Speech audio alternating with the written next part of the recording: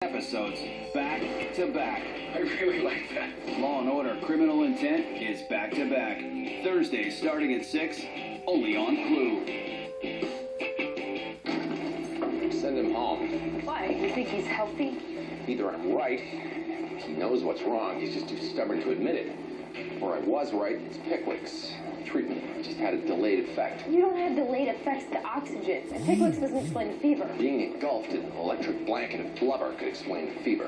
Yesterday you insisted we keep him here because of the fever. We have no idea what's wrong with the guy. For all we know, he could be dead in 12 hours. He does not want our help. Which means he doesn't want your help. He's obviously just rationalizing. And so are you. You would never give up this easy if you weren't so busy dealing with your own personal problems. Send him home.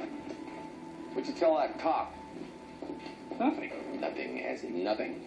Or as in nothing that caused him to think that I have a stash in my apartment. He called to see if I prescribed the pills. I said yes. That's all. Obviously not. What happened? He searched my house, found a buttload of pills. This guy's got to be prepared for a rainy day. Last I checked, pharmacies were still open when it rained. And because I never know when you're going to be in one of your moods that cut me off.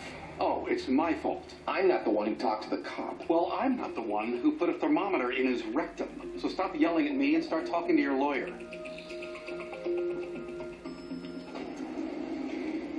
Is there someone who can check on you?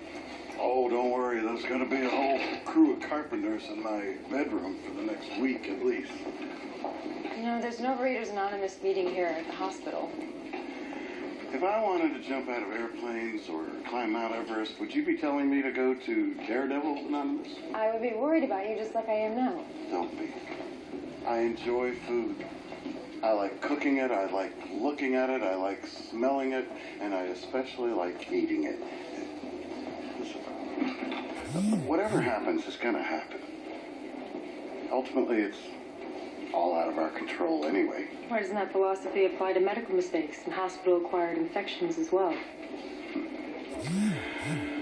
I'm a complicated man, Dr. Cameron. But don't worry. I plan on staying that way for a long time. Wait, let us take you all the way outside. Oh, I'm fine. It doesn't matter, it's hospital rules. Oh, screw the rules. I've been on my back for 4 days. I need the exercise, right? George, come on, let us just take you to the taxi. Don't worry. I may not be able to climb Everest, but I can walk, okay? George. No, enough. All right.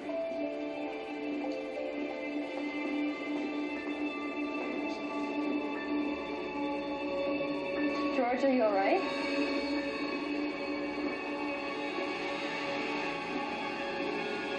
George, you all right? George?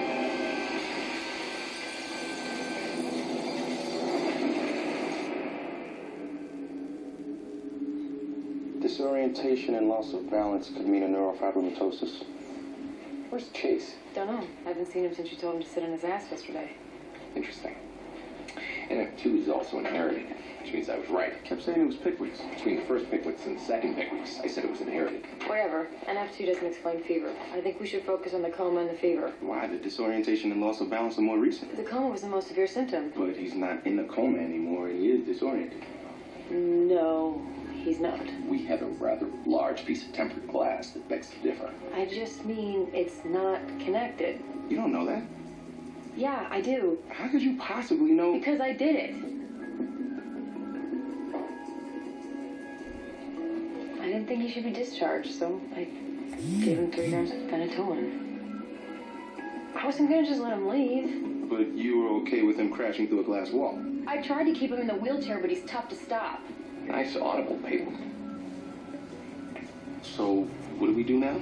Discharge report says he